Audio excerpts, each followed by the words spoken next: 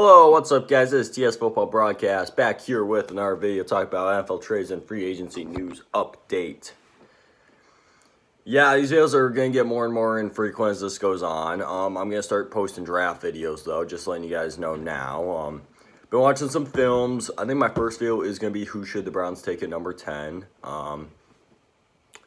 I have had some fun. There's some really good players in this year's draft, and I think it's going to be very fun to keep watching film on them. Of course, some of these guys kind of irritate me a little bit, but I'm like, oh my god, get your shit together. But let's get right into it. The Buccaneers have brought back Ndamukong Suh. They got Brady.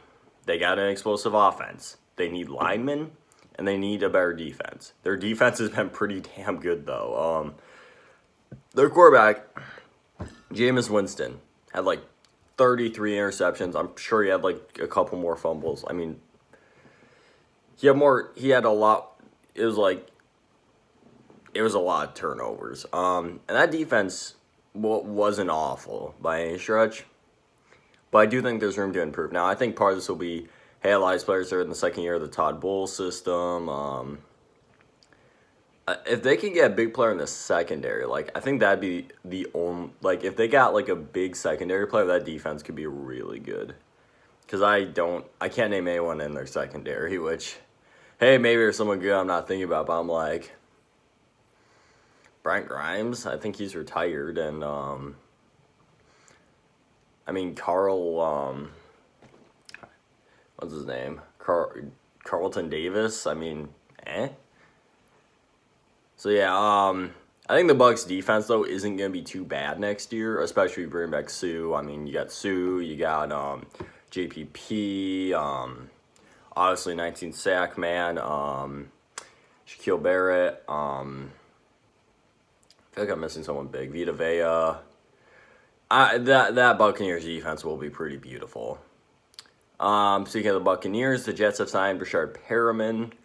He's been solid the last couple of years with the Browns and the Bucs. I mean, the Bucs probably should have retained him for cheap, though.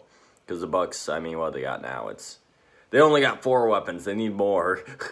they need a load up, though. I'm not kidding. The Bucs should just load up. So yeah, the Jets signed Breshad Perriman. As I said, he's been good with the Browns and the Bucs last 2 years. He's really fast. He's still pretty raw, but he's a pretty good player. Personally, here's what I was hoping would happen 2 years ago when the Browns traded for Odell Beckham. Or that was only a year ago, excuse me. So when the Browns traded for Odell Beckham, I was happy, but I wasn't. I'm sitting here because here's what I thought. Here's what I think we should have done. I love Odell and everything, but at the same time, I'm sitting here if we hadn't traded for Odell, we would have been fine. I actually think we would have been better. Not because Odell's bad. Odell's amazing. Don't get me wrong. It's just Baker would have built a repertoire of a lot more of these players, so he would have been I think it would have been a little better for his consistency. Granted, Jarvis Landry's a much better receiver 2 than receiver 1 is kind of the deal, too. Granted, the Browns last season, the Olivier Vernon trade was just doom.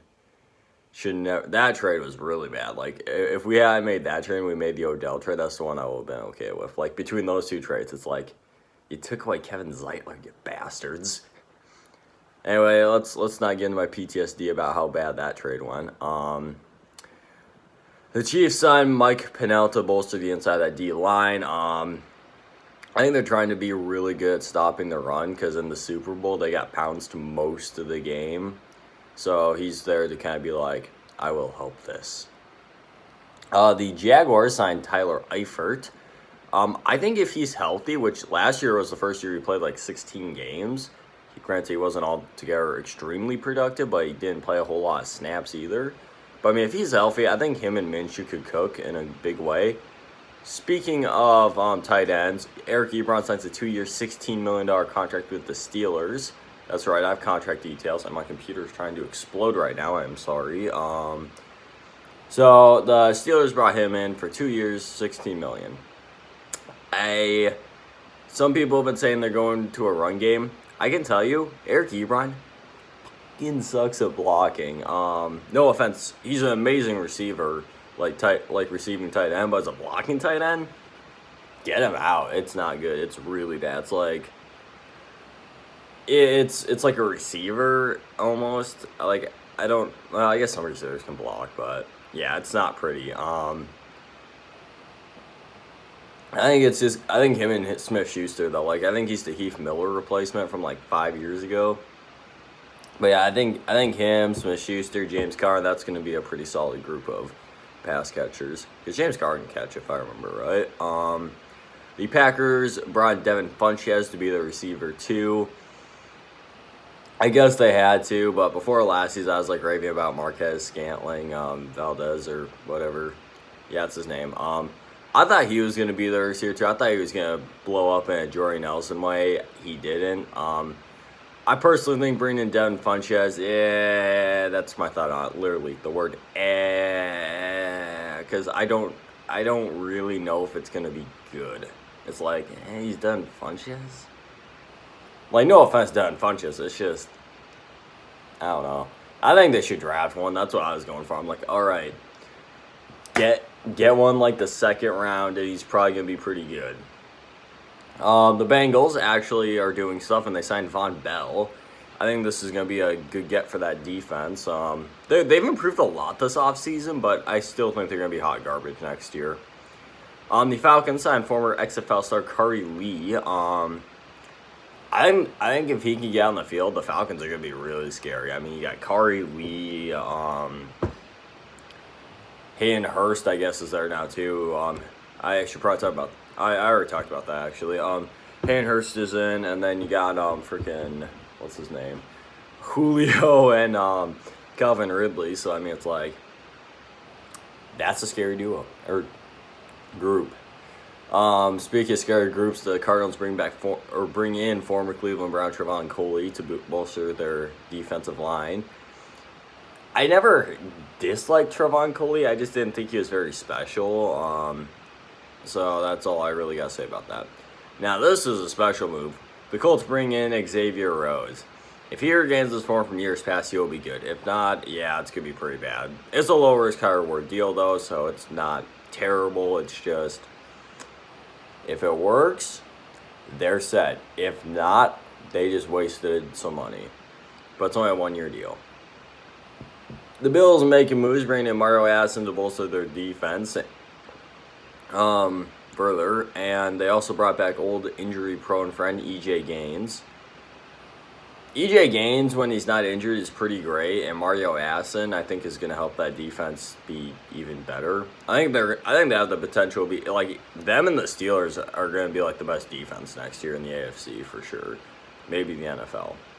I'm kind of hoping the Bills because I'm a Browns fan, so I'm sitting here with the Steelers. I'm like, okay, please don't have a good defense, like for real. I need you guys to suck. Go down the Bengal route, please. Then we're going to end this episode with some quarterbacks. Brett Hundley, signed with the Cardinals. Signed back with the Cardinals. He's just going to sit there and back up. I think it's a good fit for a backup. And Jeff Driscoll goes to the Broncos. Joe Flacco obviously released and is probably retiring. So Jeff Driscoll, I think, is going to be a better fit as a backup because he's not a threat, whereas Joe Flacco's kind of a threat. And I lied. We are not in this. I saw on that. I forgot about kickers. Greg Zuerlein signs a 3-year deal with the Cowboys. I think he's a better kicker than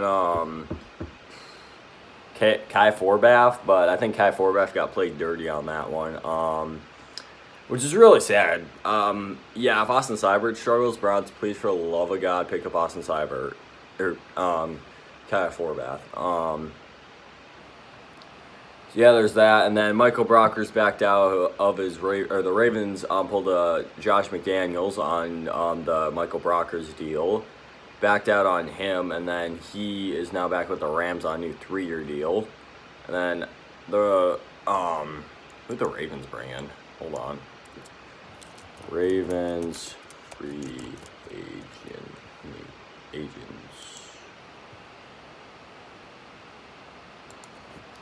Sorry guys, I totally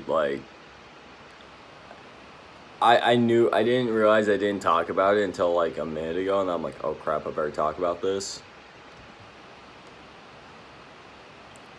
They brought in Derek Wolfe. Okay, is this ever gonna load? I just remembered the Derek Wolfe thing off the top of my head. Okay, where is it?